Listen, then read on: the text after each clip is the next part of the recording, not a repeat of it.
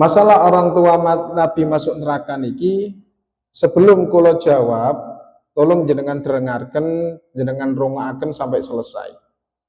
Karena kula akan memberikan penjelasan dulu sebelum kula menjawab. Terus disimak sampai selesai, keranten kersane mboten gagal paham. Pertama, kenapa dalam Sahih Muslim itu ada satu hadis yang menceritakan bahwa ada seorang sahabat bertanya kepada Nabi, "Ya Rasulullah, aina abi? Di mana ayahku?" Rasulullah menjawab, "Abuka finnar, ayahmu ada di neraka." Sahabat bertanya malih teng Kanjeng Nabi, "Wa aina abuka? Kalau ayahku di neraka, lalu di mana ayahmu ya Rasulullah?"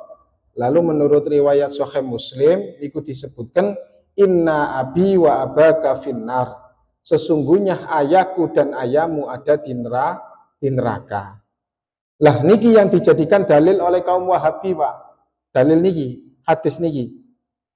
Lantas bagaimana menjawabnya?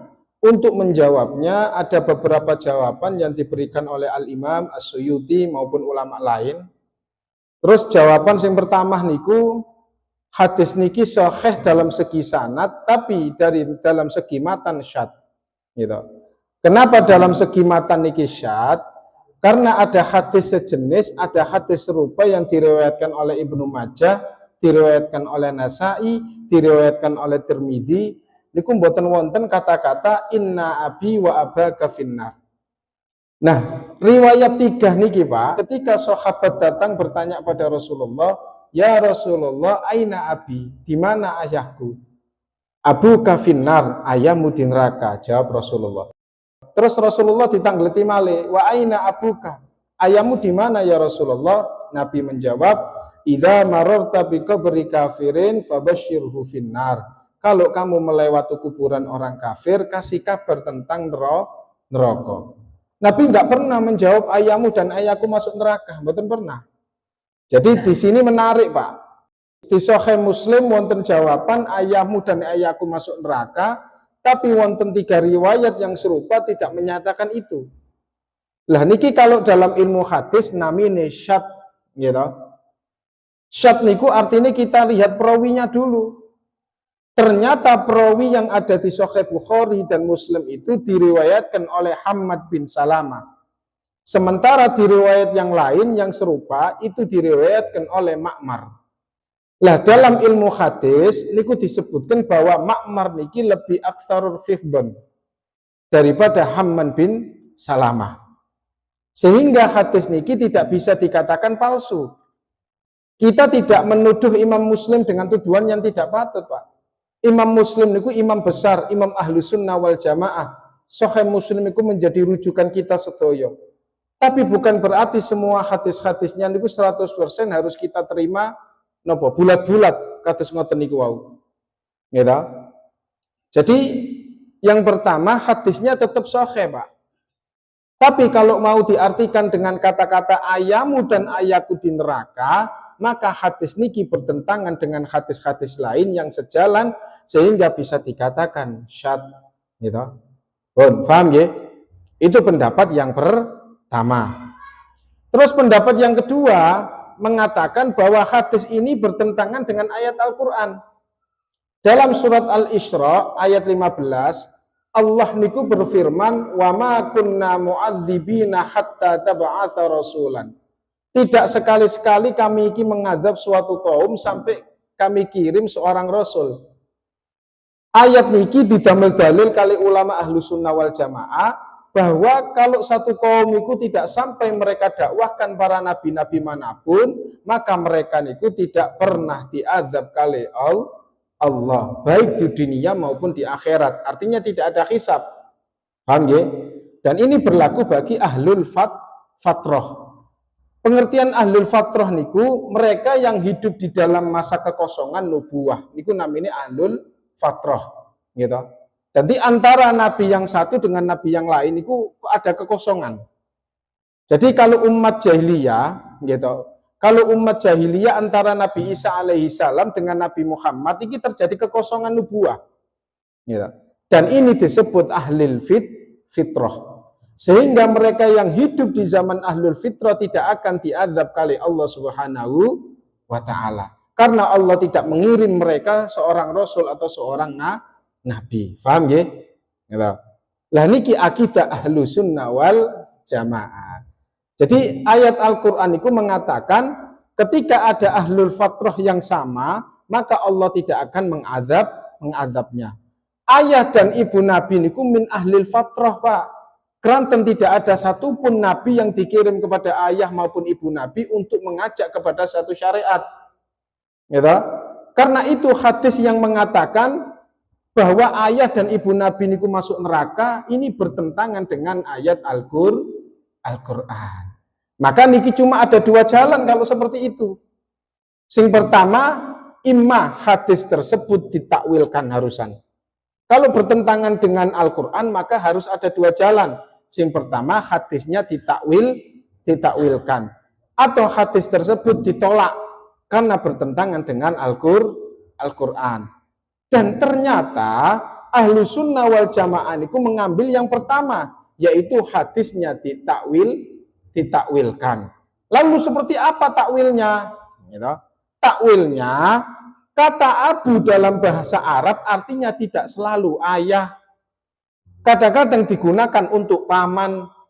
Paham ya? Seperti cerita dalam Al-Quran tentang ayah Nabi Ibrahim alaihissalam, tentang azah, itu disebut ab li abihi. Gitu. Tapi ulama ahli tafsir mengatakan bahwa itu bukan ayahnya, tapi pamannya. Ternyata paman dalam bahasa Arab boleh disebut ab. Gitu. Jadi kalau Nabi mengatakan abu kawa abi finnar, kata abi di sini adalah pamanku. Gitu. Paman Nabi kan bisa kita lihat Abu Lahab yang masuk neraka jahanam. Gitu.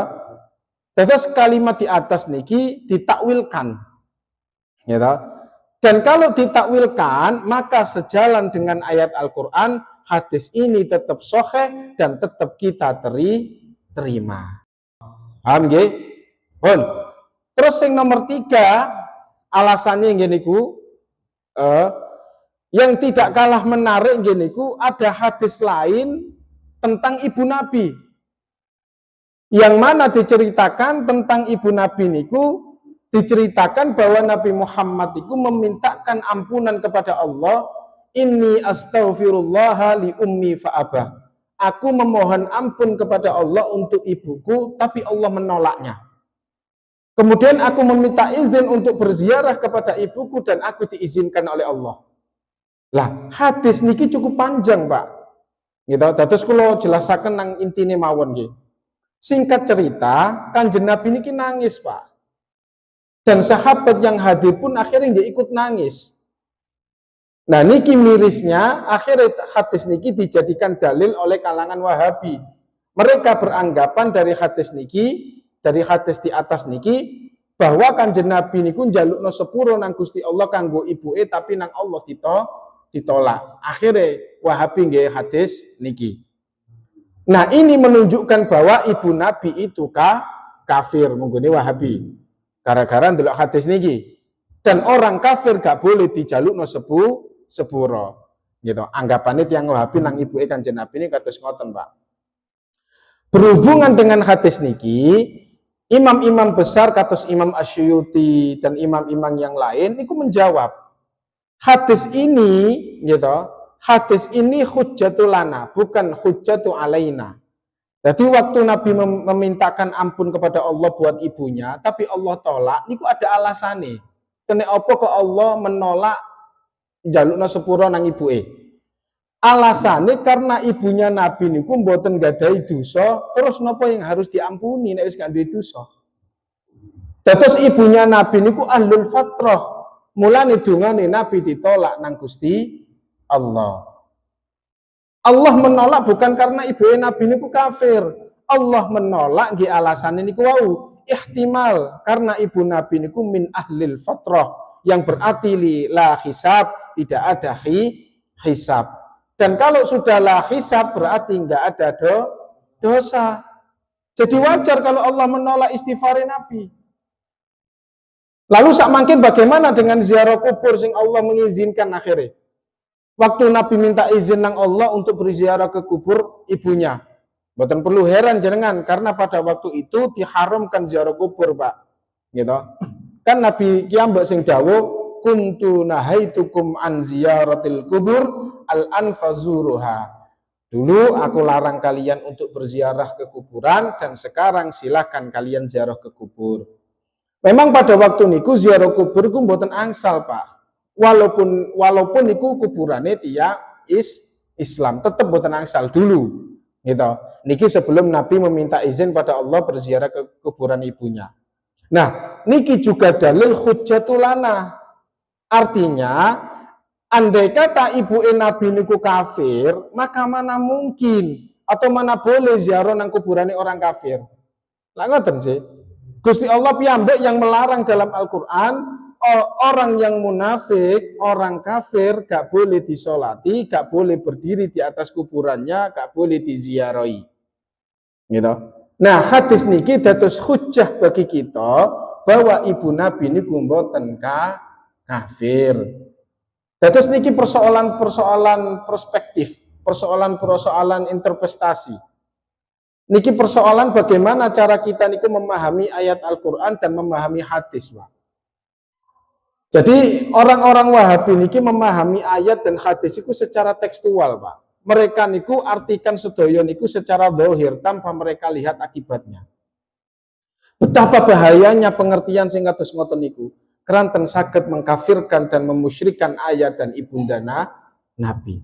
Andaikan mereka niku sedikit saja mau bersabar dan melihat dalil-dalil yang lain, maka mereka tidak akan terburu-buru mengambil keputusan kados ngoten. Gitu. Pun, terus yang keempat, gitu. Niki tasik wonten jawaban niki. Gitu, jawaban lain. Kan wonten hadis sahih ya. Dalam hadis niki Nabi niku mengatakan bahwa Allah niku memindahkan aku dari sulbi ke sulbi yang tohir, gitu. Yakni memasukkan aku dari rahim-rahim yang suci. Aslabu tohirati ilal arham atau hiro arhamiz zakiyah. Terus pengertiannya dari daune Nabi niki, aku iki diciptakan oleh Allah dari mulai Nabi Adam sampai nang aku, iku benihnya iku dari sulbi yang tohir, masuk nang rahim yang suci, lah pindah nang rahim yang suci lagi. Jadi sejarah itu suci-suci terus. Terus nggak mungkin bisa dinamakan sulbi yang suci kalau nenek moyangnya kafir. Nggak mungkin disebut rahim suci kalau ibu Nabi keturunan orang kafir, gitu. Keturunan orang-orang yang suci. Pengertiannya itu ngeten, Pak. Nggak mungkin dikatakan sulbi tohir kalau kakek moyangnya Nabi ini kafir. Dan gak mungkin disebut rahim suci kalau ibu Nabi niku sampai Siti Hawa itu kafir musyrik. Gak mungkin. Pun paham nggih saya mriki nggih. Napa malih wonten hadis innallaha astafa min bani Adam Kinana wastafa min Kinana tu Quraisy. Temriki Nabi menceritakan inni khiyarum min khiyar. Aku ini pilihan Allah dari sekian banyak pilihan. Mana mungkin pilihan Allah ini dari orang kafir? Nabi Adam dipilih oleh Allah dan Nabi Adam gadai putra kata. Nabi Adam gadai putra kata. Dan salah satu dari anaknya akan menjadi kakek moyangnya Rasulullah. Terus kakek moyang Nabi gadai putra sampai seterusnya sampai pada benih Rasulullah. Terus dari sekian banyak keturunan Nabi Adam, Allah memilih orang-orang yang soleh, yang suci, gitu. Sampai nang bawah, sampai nutuk nang kanjeng Nabi. Terus istilah itu silsilane Nabi niku suci kabeh. Dijogo sulbi nang sulbi sing tohir. Tidak mungkin pilihan Allah niki kafir atau musyrik. Paham nggih?